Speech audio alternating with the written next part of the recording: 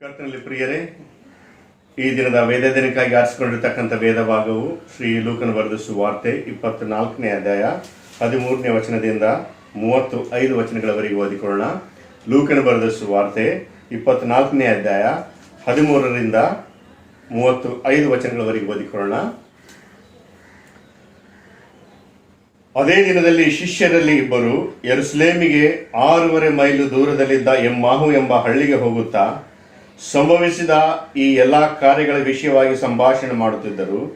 ಅವರು ಸಂಭಾಷಣೆಯಲ್ಲಿ ಚರ್ಚಿಸುತ್ತಿರುವಾಗ ಯೇಸು ತಾನೇ ಹತ್ತಿರಕ್ಕೆ ಬಂದು ಅವರ ಜೊತೆಯಲ್ಲಿ ಹೋದನು. ಆದರೆ ಅವರು ಆತನ ಗುರುತನ್ನು ಹಿಡಿಯಲಿಲ್ಲ. ಅವರು ಕಣ್ಣು ಕಟ್ಟಿದ ಹಾಗಾಯಿತು. ಆತನು ಅವರನ್ನು, ನೀವು ಮಾರ್ಗದಲ್ಲಿ ಹೋಗುತ್ತಾ ಚರ್ಚಿಸಿ ಮಾತನಾಡಿಕೊಳ್ಳುವ ಈ ಸಂಗತಿಗಳೇನು ಎಂದು ಕೇಳಲು ಅವರು ದುಃಖದ ಮುಖವುಳ್ಳವರಾಗಿ ನಿಂತರು.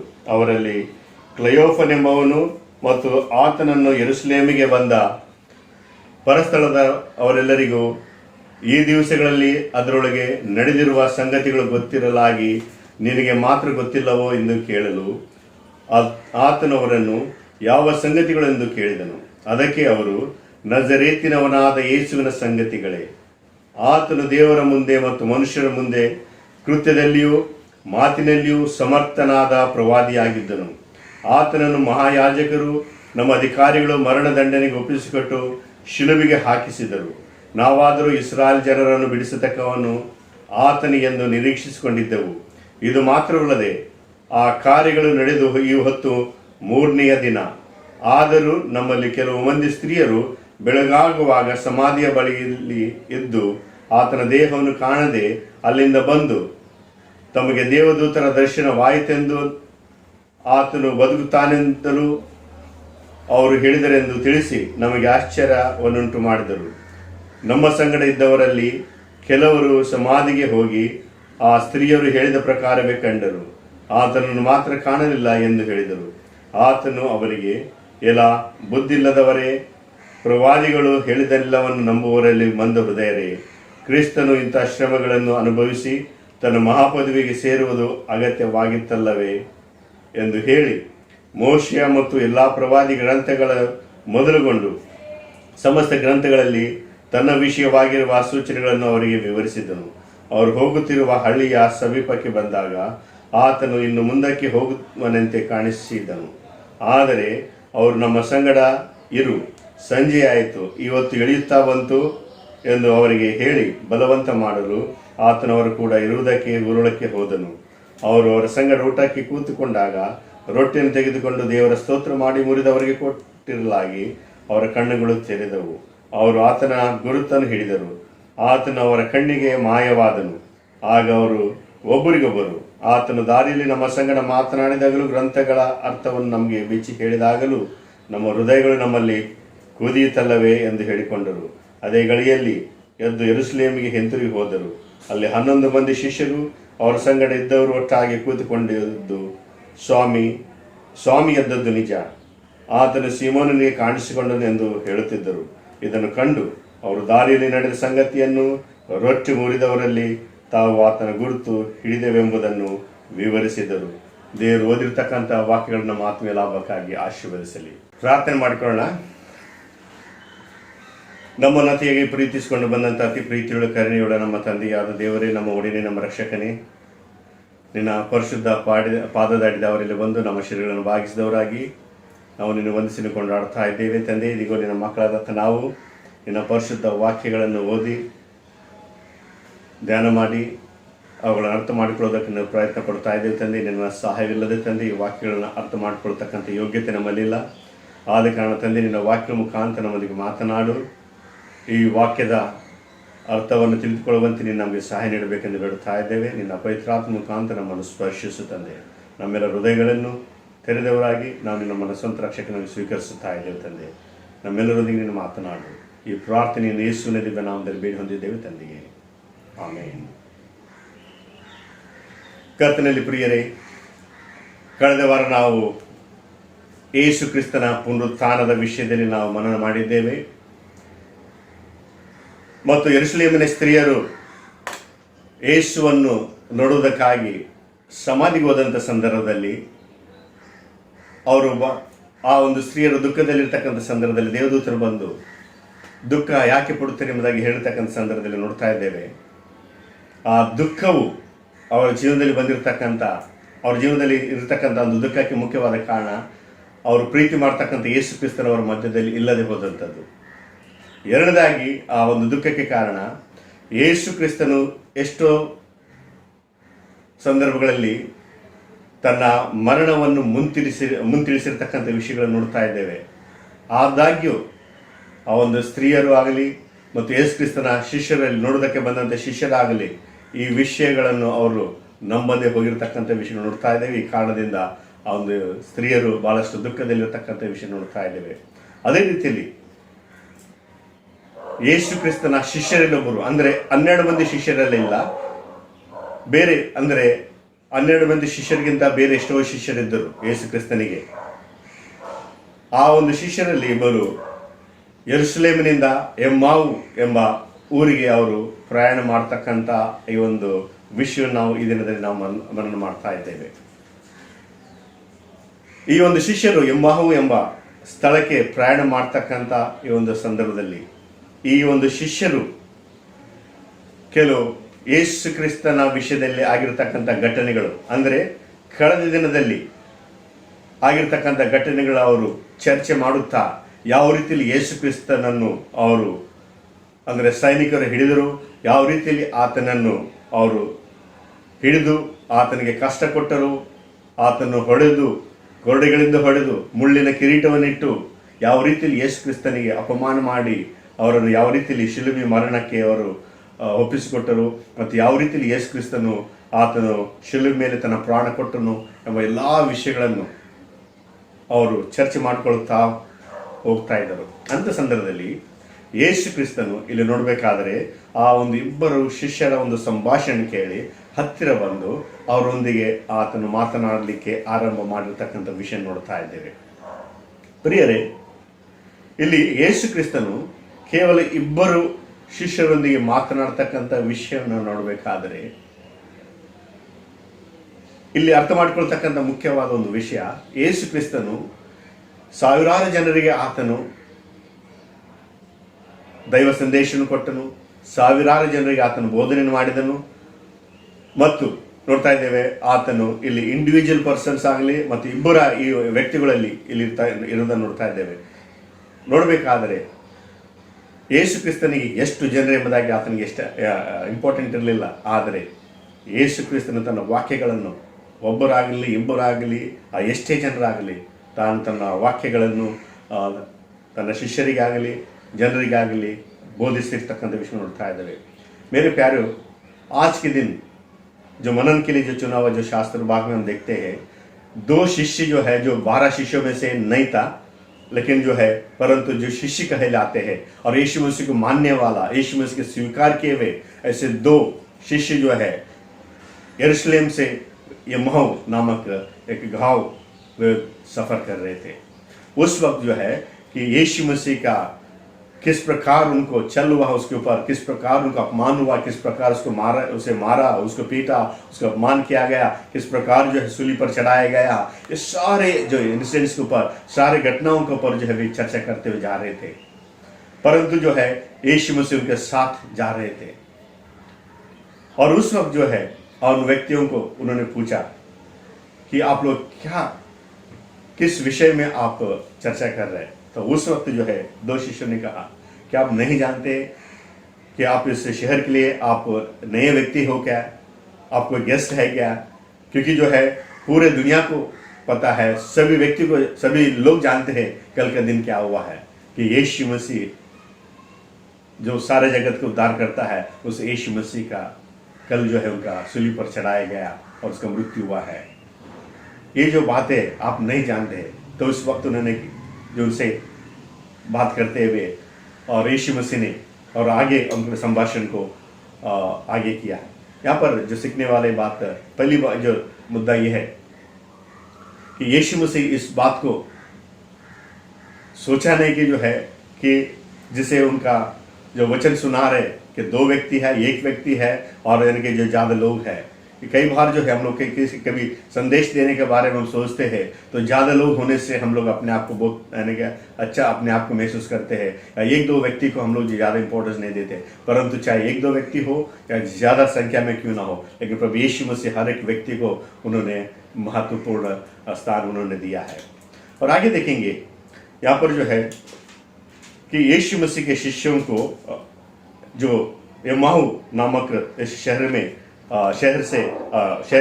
जा रहा था, उन व्यक्तियों को लेकर जो है कि यीशु मसीह बहुत ही कंसर्न था। और ये जो दो शिष्य जो थे बहुत ही दुख से भरा हुआ था और बहुत दर्द से भरे हुए थे।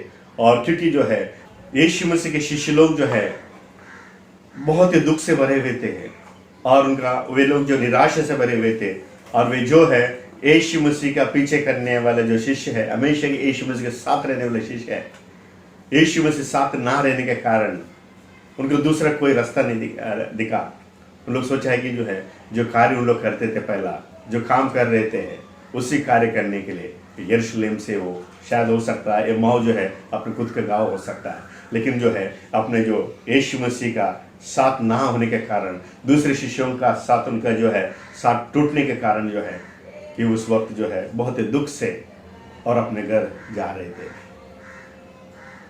कि लोग उनका जो है होप नहीं था, किसी प्रकार का आशा नहीं थे और उनके हृदय जो दुख से भरा हुआ था। और उसके बाद में देखेंगे उनका जो फेलोशिप था, अपने शिष्यों की संगति था, यीशु मसीह की संगति था, ये सारे संगति टूटने के कारण इस वक्त बहुत ही निराशा से भरे हुए थे। मेरे प्यारे भाइयों बहनों, जो है हमारा परिस्थिति कई बार जो है इसी प्रकार के जो परिस्थिति में कई बार हम गुजर जाते हैं। कई कारणों से हम इस प्रकार के दुख से भरे हुए थे, निराशा से भर जाते हैं और हम देखते हैं जो है हमारे लिए किसी प्रकार का आशा नहीं, आशा के किरण नहीं दिखाई देते हैं। ऐसे समय पर कि हम लोग जो बहुत दुखित रहते हैं, ऐसे समय पर जो प्रभु यीशु मसीह मुझे और आपको तसल्ली देने के लिए, धैर्य देने के लिए, हिम्मत देने के लिए हमेशा वो हमारा साथ रहता है। और वो जो साथ देने वाला जो प्रभु यीशु मसीह उनके साथ था, लेकिन जो यीशु मसीह को लोग पहचान नहीं पाए। और आज भी यीशु मसीह मेरे साथ है, मेरे पास है, मेरे करीब है, तो कई बार हम लोग जो है या जो है उन्हें पहचान नहीं पाते हैं। ऐसे क्या कारण है जो यीशु मसीह का साथ उन्होंने इतने साल उन्होंने समय बिताया है, यीशु मसीह का अद्भुत कार्यों को, चमत्कार कार्यों को उन्होंने कई बार उन्होंने देखा था, यीशु मसीह के वचनों को सुना था। ये सारे बातों को जानने के बावजूद भी जो है जिस पर यीशु मसीह के साथ जो है अपने समय गुजारा है, और वही लोग जो है जब यीशु मसीह स्वयं उनके साथ चल रहे, उनके साथ बात कर रहे, लेकिन यीशु मसीह को पहचान नहीं पा रहे। और इसी प्रकार हमारे जीवन में मसीह लोग भी जो है कि हमारा परिस्थिति भी ऐसा है। यीशु मसीह के बारे में कई बार हम लोग संदेश सुनते हैं वचनों के द्वारा या पासवानों के द्वारा, और कई उनके जो अलग अलग प्रकार के जो प्रीचर्स के द्वारा यीशु मसीह के बारे में सुनते हैं, और यीशु मसीह के कई प्रकार के चमत्कार कार्यों को हमने देखा है, अनुभव किया है। इतने होने के बावजूद भी जो है यीशु मसीह के वक्त आने पर हमें पहचानने में हम वो गलत कर बैठते थे। यहाँ पर हम देखेंगे यीशु मसीह जो है उनके साथ रहकर जो है उसको तसल्ली देने के लिए, हिम्मत देने के लिए, अपने आप को कंफर्म करने के लिए यीशु मसीह उनके करीब गया कि उन लोग जो है यीशु मसीह के बारे में उन लोग बात कर रहा था। इस कारण जो है यीशु मसीह का साथ में उसके पास से वो जो चला जाकर जो है उनके साथ बात करने के लिए जो कोशिश किया। ನನ್ನ ಪ್ರಿಯರೇ, ನಾನು ನೋಡ್ತಾ ಇದ್ದೇವೆ ಯೇಸು ಕ್ರಿಸ್ತನು ಆ ಒಂದು ಶಿಷ್ಯರ ದುಃಖವನ್ನು ತಿಳಿದವನಾಗಿದ್ದನು. ಆದಾಗ್ಯೂ ಆತನು ಆ ಒಂದು ಶಿಷ್ಯರಿಗೆ ಪ್ರಶ್ನೆ ಮಾಡ್ತಾ ಇದ್ದಾನೆ, ಯಾವ ವಿಷಯದಲ್ಲಿ ನೀವು ಚರ್ಚೆ ಮಾಡ್ತಾ ಇದ್ದಾರೆ, ನೀವು ಯಾಕೆ ದುಃಖ ಪಡ್ತೀರಿ ಎಂಬುದಾಗಿ ಆತನು ಕೇಳಿದಂಥ ಸಂದರ್ಭದಲ್ಲಿ ಆ ಒಂದು ಶಿಷ್ಯರು ನಿಮಗೆ ಗೊತ್ತಿಲ್ಲೋ ಎಂಬುದಾಗಿ ಈ ಒಂದು ಮುಂದಿನ ವಿಷಯಗಳನ್ನ ಆತನು ಹೇಳಿರ್ತಕ್ಕಂಥ ವಿಷಯ ನೋಡ್ತಾ ಇದ್ದೇವೆ.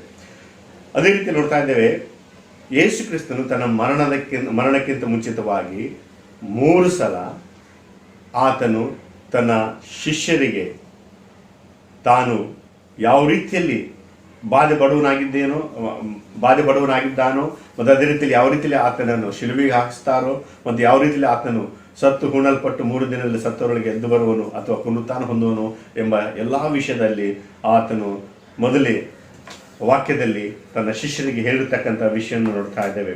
प्रभु यीशु मसीह अपने शिष्यों को वचनों के द्वारा अपने मृत्यु के विषय में तीसरी बार भविष्यवाणी किया है। और इस बात को हम लोग जो लूका रचित समाचार उसका 18वें अध्याय 31 से लेकर 34 तक हम पढ़ेंगे। फिर उसने 12 को साथ ले जाकर उनसे कहा, देखो हम यरूशलेम को जाते हैं और जितनी बातें मनुष्य के पुत्र के लिए भविष्यद्वक्ताओं के द्वारा लिखी गई है वो सब पूरी होंगी, क्योंकि वो अन्य जातियों के हाथ में सौंपा जाएगा और वे उसे टट्टों में उड़ाएंगे और उसका अपमान करेंगे और उस पर थूकेंगे और उसे कोड़ों मारेंगे और घात करेंगे और वो तीसरे दिन जी उठेंगे। पर उन्होंने उन बातों में कोई बात ना समझी और ये बात उनसे छिपी रही और जो ये कहा गया था कि वो उनकी समझ में ना आया।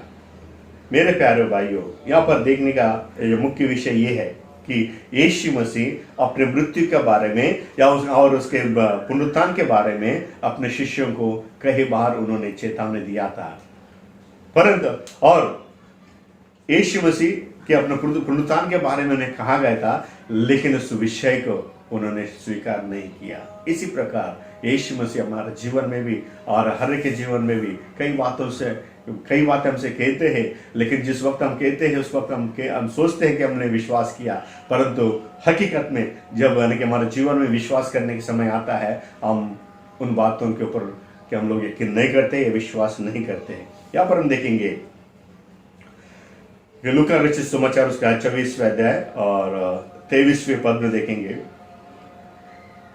वहां पर भी जो है कि यीशु मसीह का इस पुनरुत्थान के बारे में अब यानी कि इन 2 शिष्यों को आकर कहा गया, बताया गया। लूका रचित समाचार 24वें अध्याय,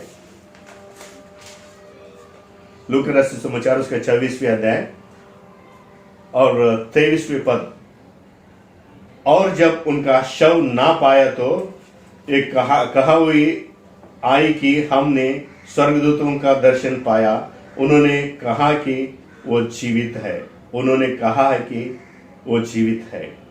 यीशु मसीह जीवित है, इस बात को जो है यरूशलेम की स्त्रियों ने आकर जो है इससे कहे थे, लेकिन उनका ऊपर भी उनका विश्वास नहीं था। और यीशु मसीह के शिष्यों ने भी इन शिष्यों के साथ उन्होंने बताया था, लेकिन उसके ऊपर भी उनका विश्वास नहीं था। कई बार कि यीशु मसीह अपना जीवित होने का और यानी कि मृतकों में से जी उठेगा या पुनरुत्थान होंगे, इस बात को कहने के बावजूद भी उन्होंने स्वीकार नहीं किया।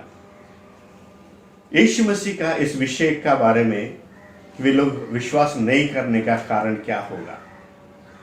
Why they are not able to believe that Jesus Christ able to raise again on third day,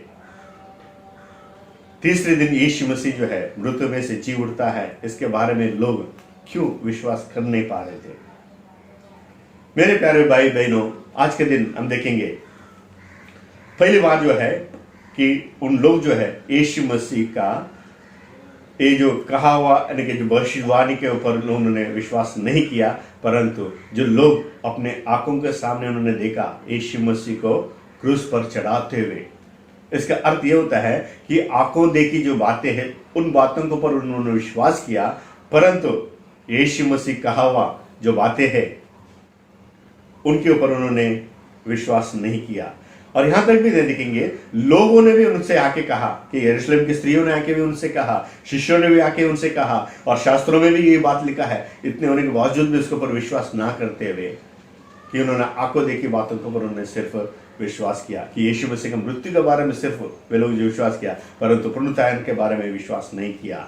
इसलिए यीशु मसीह जो उनका पुनरुत्थान हुआ, विश्वास नहीं करने के कारण जो है यीशु मसीह उनके साथ है, इस बात को वे लोग जो है पहचान नहीं पाए। दूसरी बात हम देखेंगे, उन लोग यीशु मसीह को नहीं पहचानने का और एक कारण ही है कि जो है उनका मन दुख से, दर्द से भरा हुआ था। मेरे प्यारे भाइयों बहनों, कई बार जो हमारे जीवन में भी इस प्रकार का जो कंडीशन जब आता है कि दुख से भरा हुआ है समय, कई बार कि प्रभु यीशु मसीह का कहा हुआ वचन हो, या उनका जो है तसल्ली भरे वचन हो, या उनकी जो प्रॉमिस भरा हुआ वचन हो, कई बार हम लोग जो है भूल जाते हैं। कि यहां पर देखेंगे, कई बार हम इस बात को कबूल करते हैं यीशु मसीह चंगाई देने वाला है, परंतु जब हम बीमार पड़ते हैं इस बात को भूल जाते हैं और यीशु मसीह चंगाई देने वाला है। इस बात को हम कबूल करते हैं यीशु मसीह हमें रक्षा करने वाला, परंतु हम ऐसे समय पर जो है कठिनाई में जब हम समय बिताते हैं, ऐसे समय पर यीशु मसीह को हम भूल जाते हैं। यीशु मसीह के शिष्य लोग भी जो है जब सफर कर रहे थे, जो है जो बोट के ऊपर जो सफर कर रहे थे, उस वक्त बहुत बड़ा तूफान आया।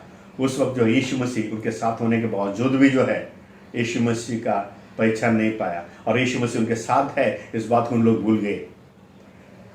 कहने का मतलब अर्थ यह होता है, कई बार जो है हम कि हमारे जो मुख से कहते हैं कि हम यीशु मसीह का ऐसे ऐसे बातों को कबूल करते हैं, विश्वास करते हैं, ये विश्वास करते हैं यीशु मसीह चंगाई देने वाला, परंतु समय जब हम बीमार गिरते हैं उस वक्त जो है हम इस बात को भूल जाते हैं या विश्वास नहीं करते हैं। कई बातें जो है कि जो प्रैक्टिकल लाइफ अलग है और रियल लाइफ अलग, जो हमारा निजी जीवन में हम देखेंगे कि प्रैक्टिकल लाइफ में जो होता है, जो गुजरता है, जो समस्या में गुजरता है, उस वक्त जो है ऐसे बातों को हम लोग भूल जाते हैं या हम अविश्वास में गिर जाते हैं। मेरे प्यारे भाइयों बहनों, तीसरी बात हम देखेंगे कि वे उनका जीवन में अविश्वास होने के कारण यीशु मसीह को पहचान नहीं कर पाया है। अगर विश्वास रहता था कि वे लोग जो है यीशु मसीह को पहचान पाते थे, आज भी यीशु मसीह को पहचानना यदि है तो हम लोग जो है हो सकता है कि जो है दुनिया का जो साइंटिफिक तरीके से अलग बात है, लेकिन विश्वास अलग बात है। क्या विश्वास के आंखों से यदि यीशु मसीह को पहचानना चाहते हैं या ढूंढना चाहते हैं तो यीशु मसीह हमारे लिए उपलब्ध है। लेकिन जो है कई बार जो है कि हम उस विश्वास के आंखों को हम खो देते हैं, और इसी प्रकार इस कारण जो है यीशु मसीह को हम पहचान नहीं पाते, यीशु मसीह का उपस्थिति को हम पहचान नहीं पाते। यीशु मसीह को महसूस करना है, जानना, पहचानना, तो हमें जो है विश्वास भरे आंखें होना जरूरी है। और चौथी बात हम देखेंगे, दे वर इग्नोर्ड अबाउट दी स्क्रिप्चर्स। ये लोग जो है शास्त्रों के बारे में कि वे लोग जानकारी नहीं होने के कारण शायद यीशु मसीह की पहचान नहीं कर पाए, क्योंकि शास्त्रों में जो लिखा था, मूसा के किताब में भी लिखा गया था, और हम देखेंगे और कई प्रकार के कई बार जो है नबियों के द्वारा कहा गया था यीशु मसीह के बारे में, और स्वयं यीशु मसीह ने भी कहा था कि जो है मृतक में से वो जी उठेगा। तो भी जो है इतने लोगों के द्वारा सुनने के बावजूद भी, इसका मतलब जो है हो सकता है कि जो है उनका जानकारी नहीं होने के कारण जो है यीशु मसीह को नहीं पहचाना, और जानकारी होने के बावजूद भी हो सकता है यीशु मसीह को पहचान नहीं पाया, क्योंकि वे जो है विश्वास नहीं कर पाए। और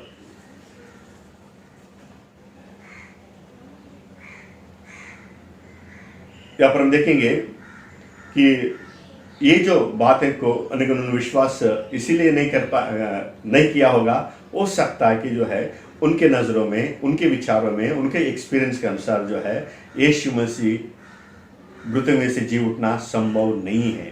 कारण ये है क्योंकि जो है जो उनका एक बात उनको ऐसा लग रहा था कि जो है यीशु मसीह का इस प्रकार का मृत्यु नहीं होगा, और उनका ये भी उन लोग यही सोचा था कि जो है हो सकता है यीशु मसीह चाहो तो यानी कि जो है वहाँ के लोगों का हर एक व्यक्ति को सजा दे सकता था।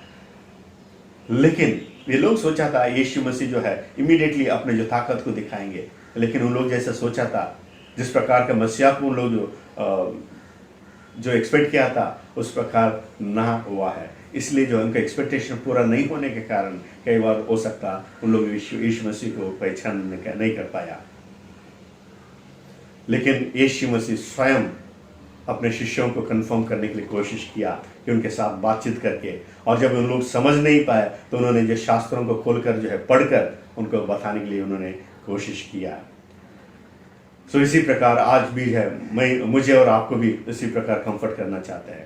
ನನ್ನ ಪ್ರಿಯರೇ, ಈ ದಿನದಲ್ಲಿ ದುಃಖದಿಂದ ತುಂಬಿರ್ತಕ್ಕಂಥ ನಮ್ಮನ್ನು, ನಿರಾಶೆಯಿಂದ ತುಂಬಿರ್ತಕ್ಕಂಥ ನಮ್ಮನ್ನು ಈ ದಿನ ಯೇಸು ಕ್ರಿಸ್ತನು ನಮ್ಮನ್ನು ಸಂತೈಸುವನಾಗಿದ್ದಾನೆ, ಬಲಪಡಿಸುವನಾಗಿದ್ದಾನೆ, ಧೈರ್ಯ ಕೊಡುವನಾಗಿದ್ದಾನೆ।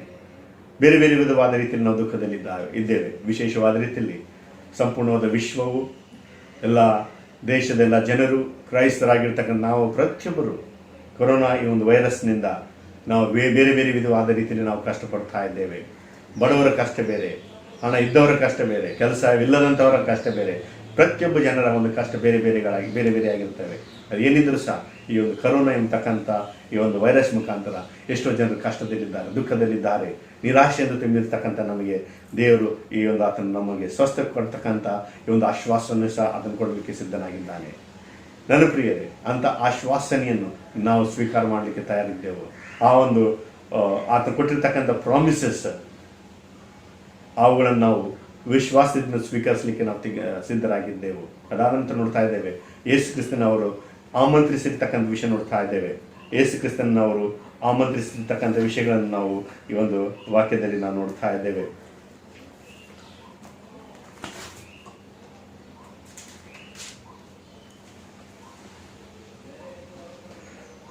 ಲೂಕನ ಬರೆದ ಸುವಾರ್ತೆ 29ನೇ ಅಧ್ಯಾಯ 24ನೇ ಅಧ್ಯಾಯ 29ನೇ ವಚನದಲ್ಲಿ ಈ ರೀತಿಯಲ್ಲಿ ಬರೆಯಲ್ಪಟ್ಟಿದೆ।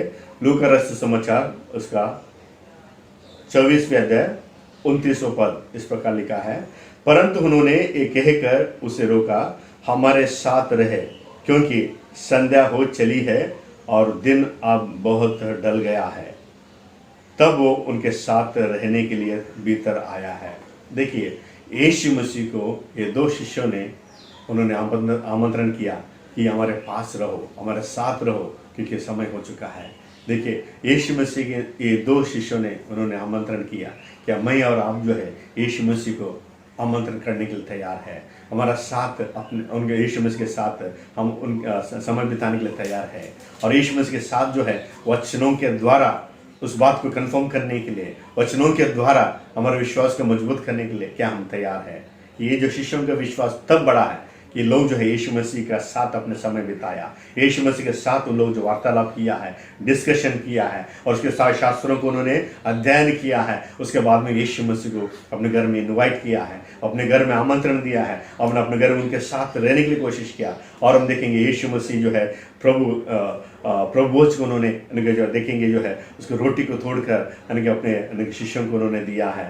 और जब उस वक्त हम देखेंगे कि 34th वर्ष में देखेंगे, वे ये कहते हैं, प्रभु सचमुच ये जी उठा है और शैतान को दिखाया गया। और उससे पहले हम देखेंगे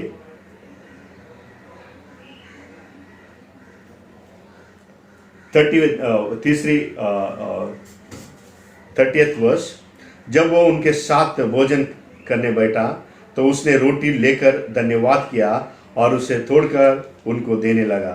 तब उसकी आंखें खुल गई और उन्होंने उसे पहचान लिया है। देखेंगे, जब यीशु मसीह जो है अपने रोटी तोड़कर जो अपने शिष्यों को दिया है, उनके साथ जब अपने जो प्रभु भोज लिया है, उस बात को उन्होंने उसको उनके स्मरण में आया कि जो सचमुच जीवित परमेश्वर यीशु मसीह है। यहाँ पर दैन के 34th वर्ष में देखते हैं, 34th वर्ष में देखते हैं, प्रभु सचमुच जी उठा है। इस बात को उन्होंने मान लिया है। ये बात मानने के लिए सबसे देखिए, ये जो शिष्य लोग जो है, ये जो यीशु मसीह को ना मानने के कारण भी हमने देखा है कि उन लोग दुख से भरा हुआ था, निराशा से भरा हुआ था। उनका एक्सपीरियंस जो कुछ और कहता था, और उनके शास्त्र या उनके यीशु मसीह की भविष्यवाणी कुछ और कहते थे। एक प्रकार का कन्फ्यूजन था। लेकिन जो कन्फ्यूजन से भरा हुआ, जो इनके शंका से भरा हुआ और डाउट से भरा हुआ इनके शिष्यों को यीशु मसीह उनके साथ रहकर इन वचनों के द्वारा उन्होंने समझाया, बताया है, और उसके बाद में उनको हिम्मत दिया, धैर्य दिया। और वही यीशु मसीह जो है आज मुझे और आपको धैर्य देना चाहता है, हिम्मत देना चाहता है, यानी कि जो है इन वचनों के द्वारा हमें सांत्वना करना चाहते हैं। चाहे हमारा दुख का कारण कुछ भी क्यों ना हो, हमारा दुख मिटाने के लिए तैयार है। हमारा बीमारी कुछ भी क्यों ना हो, हमारी बीमारियों को चंगा करने के लिए तैयार है। हमारा समस्या कुछ भी क्यों ना हो, हमारा जरूरत कुछ भी क्यों ना हो, प्रभु यीशु मसीह हमारी जरूरतों को पूरी करने के लिए तैयार है। आइए आज के दिन जो है इन वचनों के द्वारा इस बात को हम लोग कबूल करेंगे कि यीशु मसीह हमें तसल्ली देने के लिए, सांत्वना देने के लिए, धैर्य देने के लिए, हमारी जरूरतों को पूरी करने के लिए, हमारी बीमारियों को चंगा करने के लिए, हर बात के लिए यीशु मसीह हमेशा तैयार है। हम अपने आप को अकेले ना समझे। यीशु मसीह मृत्यु होते ही जो शिष्य लोग यानी कि जो है वे लोग जो है वहाँ से जो है तितर बितर हो गए थे, वहाँ से यानी कि जो उनका जो फेलोशिप होना बंद हो गया था। वे अपने यानी कि जो जॉब उन लोग जो कर रहे थे, जो काम उन लोग कर रहे थे, वो काम करने के लिए वो लौट जा रहे थे। लेकिन यानी कि यीशु मसीह उनको तसल्ली दिया, उनको धैर्य दिया, इस बात को उनको प्रूव किया कि जो शास्त्रों में जो लिखा हुआ और उसके बाद में और उन्होंने जो कहा और उनकी स्त्रियों ने जो कहा, यीशु मसीह शिष्यों ने भी जो कहा, और आज भी जो है ना कि और यीशु मसीह उनके साथ कह रहे, ये सारे बातें जो प्रूफ करता है यीशु मसीह जीवित है। और उस जीवित प्रभु यीशु मसीह को कि हम हमारे घर में, हमारे जीवन में, हमारे हृदयों में, हमारे परिवार में जगह देने के लिए तैयार है, उनके साथ समय बिताने के लिए तैयार। यीशु मसीह को हमारे हृदय में जगह देते हुए हमारा सारे चिंताओं को, सारे परेशानी को, सारे दुख दर्द को उनके हाथों में सौंपेंगे, ताकि प्रभु यीशु मसीह हम सबको जिस प्रकार ये महल जाने वाले शिष्यों को उन्होंने तसल्ली दिया, धैर्य दिया, और इस बात को उन्होंने साबित करके दिखाया कि प्रभु यीशु उनके संग है, उनके साथ है, और उनके हर सुख दुख में उनके साथ देने वाला है। वही प्रभु यीशु मसीह मुझसे और आपसे ये बात करना चाहता है, प्रभु यीशु मसीह हमारा साथ है कि हम उस प्रभु यीशु मसीह को हमारे हृदय में जगह देने के लिए तैयार है। आइए उसको अपना हृदय में जगह देंगे, ताकि जो है हमारा सारे दुख दर्द को हमारे जीवन से मिटाएंगे। आमीन। ಪ್ರಾರ್ಥನೆ ಮಾಡಿಕೊಳ್ಳೋಣ।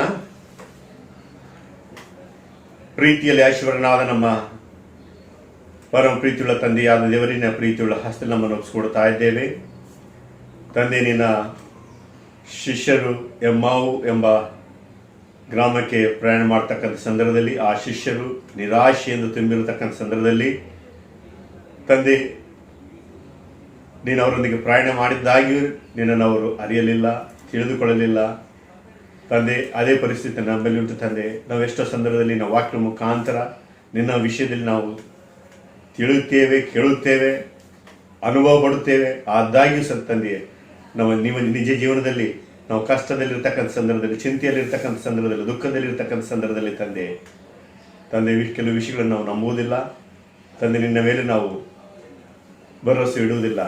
ಇಂತಹ ಒಂದು ತಪ್ಪು ನಾವು ಮಾಡಿರೋದಾದರೆ ನಮ್ಮ ತಪ್ಪುಗಳನ್ನು ಕ್ಷಮಿಸಿ ತಂದೆ, ಈ ದಿನದಲ್ಲಿ ನಮ್ಮೆಲ್ಲರ ದುಃಖವನ್ನು, ನಮ್ಮೆಲ್ಲರ ಚಿಂತೆಯನ್ನು, ನಮ್ಮ ಸಮಸ್ಯೆಗಳನ್ನು, ನಮ್ಮ ಕಾಯಿಲೆಗಳನ್ನು ನಿನ್ನ ಪರಿಶುದ್ಧ ತಪ್ಪಿಸ್ಕೊಡ್ತಾ ಇದ್ದೇವೆ ತಂದೆ.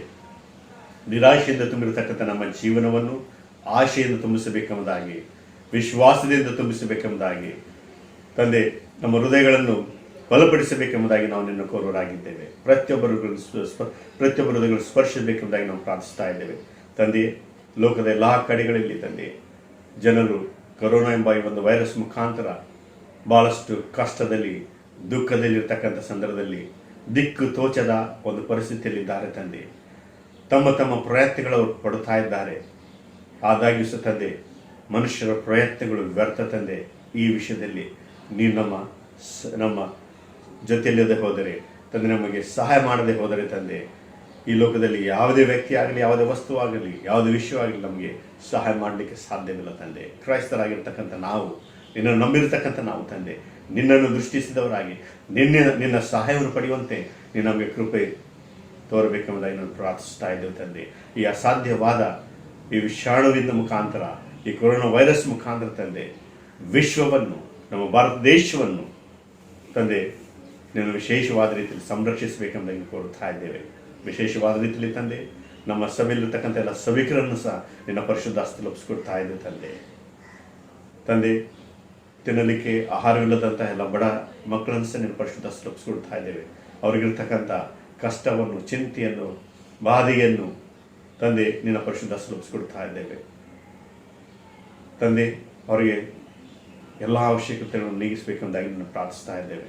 ಕಾಯಿಲೆ ಇದ್ದವರ ಒಂದು ಕಾಯಿಲೆಯನ್ನಾಗಲಿ, ಅವರ ಒಂದು ರೋಗವನ್ನಾಗಲಿ ಅವರಿಂದ ನಿನ್ನ ಪರಿಶುದ್ಧಾಸ್ತ್ರಗಳನ್ನು ಮುಚ್ಚಿ ತಂದೆ ಅವರನ್ನು ಗುಣಪಡಿಸಬೇಕೆಂಬುದಾಗಿ ಬೇಡುತ್ತಾ ಇದ್ದೇವೆ. ಸ್ವಸ್ಥತೆಯಿಂದ ಪಾಲಿಸಬೇಕೆಂದು ಬೇಡುತ್ತಾ ಇದ್ದೇವೆ ತಂದೆ. ವಿಶೇಷವಾದ ರೀತಿಯಲ್ಲಿ ತಂದೆ ನಮ್ಮ ಬಿಷಪ್ ಐನವರನ್ನು, ನಮ್ಮೆಲ್ಲ ಬಾಂಬೆ ರೀಜನ್ ಕಾನ್ಫರೆನ್ಸ್ನ ಎಕ್ಸಿಕ್ಯೂಟಿವ್ ಬೋರ್ಡ್ನೆಲ್ಲ ಮೆಂಬರ್ಗಳನ್ನು ಮತ್ತೆಲ್ಲ ಡಿಸ್ಟ್ರಿಕ್ಟ್ ಸೂಪರಿಂಟೆಂಡೆಂಟ್ಗಳನ್ನು, ಎಲ್ಲ ಸಭಾ ಪಾಲಕರುಗಳನ್ನು ತಂದೆ, ಎಲ್ಲ ಕ್ರೈಸ್ತರನ್ನು ಸನ್ನೆ ಪರಿಶುದ್ಧ ಕೊಡ್ತಾ ಇದೆ ತಂದೆ. ದುಃಖದಲ್ಲಿರ್ತಕ್ಕಂಥ ಪ್ರತಿಯೊಬ್ಬರ ದುಃಖವನ್ನು ನೀಗಿಸು, ಭಯದಿಂದ ತುಂಬಿರತಕ್ಕಂಥ ಅವರ ಭಯವನ್ನು ನೀಗಿಸು ತಂದೆ. ನಿನ್ನ ವಾಕ್ಯ ಮುಖಾಂತರ ಅವರನ್ನು ಧೈರ್ಯಪಡಿಸು, ಸಂತೈಸು ತಂದೆ. ಜೀವಿಸುವಂಥ ತಂದೆಯಾದ ದೇವರನ್ನು ಆಗಿದೆ ತಂದೆ.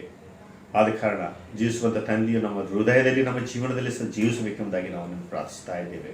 ಪ್ರತಿಯೊಂದು ಹೆಜ್ಜೆ ಜಾಡಿನಲ್ಲಿ ಯಾವ ರೀತಿಯಲ್ಲಿ ಈ ಒಂದು ಇಬ್ಬರು ಶಿಷ್ಯರೊಂದಿಗೆ ತಂದೆ ನಿನ್ನ ಪ್ರಸನ್ನತೆಯಿಂದ ಅವರನ್ನು ಧೈರ್ಯಪಡಿಸಿದ್ದು, ಬಲಪಡಿಸಿದ್ದು, ಅದೇ ರೀತಿಯಲ್ಲಿ ನಿನ್ನ ಪ್ರಸನ್ನತೆಯಿಂದ ಈ ನಮ್ಮ ಕುಟುಂಬಗಳನ್ನು, ನನ್ನ ಸಭಿಕರನ್ನು, ಕ್ರೈಸ್ತರನ್ನು, ನಮ್ಮ ದೇಶದ ಎಲ್ಲ ಜನರನ್ನು ಧೈರ್ಯಪಡಿಸಿ ಬಲಪಡಿಸಬೇಕೆಂದು ಕೋರುತ್ತಾ ಇದ್ದೇವೆ ತಂದೆ.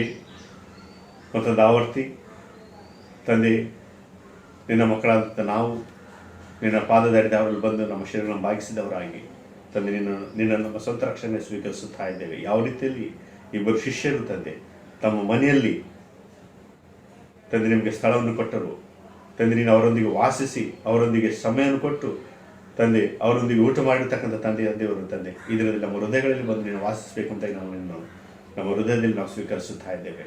ನಮ್ಮನ್ನು ಸಂತೈಸಿ ನಮ್ಮನ್ನು ಬಲಪಡಿಸು, ನಿನ್ನ ಆತ್ಮನಿಂದ ನಮ್ಮನ್ನು ತುಂಬಿಸಬೇಕೆಂದು ಬೇಡುತ್ತಾ ಇದ್ದೇವೆ ತಂದೆ.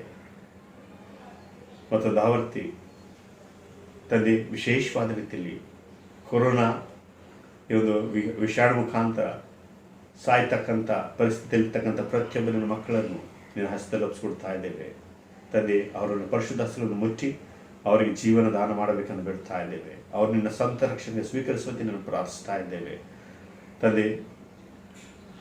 ಈ ಒಂದು ರೋಗದಿಂದ ಪೀಡಿತರಾಗಿರ್ತಕ್ಕಂಥ ಪ್ರತಿಯೊಬ್ಬರನ್ನು ಟ್ರೀಟ್ ಮಾಡ್ತಕ್ಕಂಥ ಎಲ್ಲ ವೈದ್ಯರನ್ನು, ಎಲ್ಲ ನರ್ಸಸ್ಗಳನ್ನು, ಎಲ್ಲ ವೈದ್ಯಕೀಯ ಸಿಬ್ಬಂದಿಯನ್ನು, ಪೊಲೀಸ್ ಸಿಬ್ಬಂದಿಯನ್ನು, ಎಲ್ಲ ಮುನ್ಸಿಪಾಲಿಟಿಯ ಎಲ್ಲ ಸಿಬ್ಬಂದಿಯನ್ನು ವಿಧವಾದ ರೀತಿಯಲ್ಲಿ ತಂದೆ ಗೌರ್ಮೆಂಟ್ ಅಧಿಕಾರಿಗಳನ್ನು ಸಹ ಪರಿಶುದ್ಧ ಕೊಡ್ತಾ ಇದ್ದೇವೆ. ಪೊಲಿಟಿಕಲ್ ಲೀಡರ್ಸ್ಗಳನ್ನು ಸಹ ಪರಿಶುದ್ಧ ಕೊಡ್ತಾ ಇದ್ದೇವೆ. ಎಲ್ಲರೂ ತಮ್ಮ ತಮ್ಮ ವಿಧವಾದ ರೀತಿಯಲ್ಲಿ ತಂದೆ ಈ ಒಂದು ವಿಷಯದಲ್ಲಿ ತಾವು ಪ್ರತಿಕ್ರಿಯಿಸ್ತಕ್ಕಂಥ ಸಂದರ್ಭದಲ್ಲಿ ತಂದೆ ನೀನು ನಮ್ಮನ್ನು ಗೆದ್ದು ನಾವು ಪ್ರಾರ್ಥನೆಯನ್ನು ಆಲೈಸಿ ತಂದೆ ನಮ್ಮೆಲ್ಲರಿಗೆ ತಂದೆ ನಿನ್ನ ಧೈರ್ಯವನ್ನು ನಮ್ಮ ಪಾಲಿಸಬೇಕೆಂದು ಬಿಡುತ್ತಾ ಇದ್ದೇವೆ ತಂದೆ. ಬೇಗನೆ ಈ ಒಂದು ನಮ್ಮ ದೇಶವನ್ನು ತಂದೆ ಈ ಒಂದು ಸಮಸ್ಯೆಯಿಂದ, ಈ ಒಂದು ರೋಗದಿಂದ ನಮ್ಮನ್ನು ಬಿಡಿಸಬೇಕೆಂದು ಬಿಡುತ್ತಾ ಇದ್ದೇವೆ ತಂದೆ. ಈ ಒಂದು ಪ್ರಾರ್ಥನೆಯನ್ನು ಯೇಸುವಿನ ದಿವ್ಯ ನಾಮದಲ್ಲಿ ಬಿಡುವುದಿದ್ದೇವೆ ತಂದೆಯೇ, ಆಮೇಲೆ. ಪರಲೋಕ ಪ್ರಾರ್ಥನೆ ಹೇಳ್ಕೊಳ್ಳೋಣ. ಪರಲೋಕದಲ್ಲಿ ನಮ್ಮ ತಂದೆಯೇ, ನಿನ್ನ ನಾಮವು ಪರಿಶುದ್ಧವಾಗಿ ನೆನೆಸಲ್ಪಡಲಿ, ನಿನ್ನ ರಾಜ್ಯವು ಬರಲಿ, ನಿನ್ನ ಚಿತ್ತವು ಪರಲೋಕದಲ್ಲಿ ನೆರವೇರೋ ಪ್ರಕಾರ ಭೂಲೋಕದಲ್ಲಿ ನೆರವೇರಲಿ. ನಮ್ಮ ಅನ್ನದಿಂದ ಆಹಾರವನ್ನು ಇವತ್ತು ನಮಗೆ ದಯಪಾಲಿಸಿಕೊಡು. ನಮಗೆ ತಪ್ಪು ಮಾಡಿದ ನಾವು ಕ್ಷಮಿಸುವಂತೆ ನಮ್ಮ ತಪ್ಪನ್ನು ಕ್ಷಮಿಸು. ನಮ್ಮನ್ನು ಶೋಧನೆ ಸೇರಿಸದೆ ಕೇಳಿಂದ ತಪ್ಪಿಸು. ಯಾಕೆಂದರೆ ರಾಜ್ಯವು, ಬಲವು, ಮಹಿಮೆಯು ಸದಾ ಕಾಲವು ನಿನ್ನದೇ ಸ್ವಾಮಿ, ಆಮೇಲೆ. ನಮ್ಮ ಪ್ರಭುವಾದ ಯೇಸು ಕ್ರಿಸ್ತನ ಕೃಪೆಯು ತಂದೆಯಾದ ದೇವರ ಪ್ರೀತಿಯು ಪರಿಶುದ್ಧಾತ್ಮನ ಐಕ್ಯ ನಿನ್ನ ಸಹವಾಸವು ಈಗಲೇ ವಾಗಲೇ ಕೂಡಿ ಬಂದಿರತಕ್ಕಂಥ ಪ್ರತಿಯೊಬ್ಬರೊಂದಿಗೆ ನೆಲೆಗೊಂಡಿರಲಿ ತಂದೆಯೇ, ಆಮೇನ್. Praise the Lord. ಜೈ ಕ್ರಿಸ್ತ.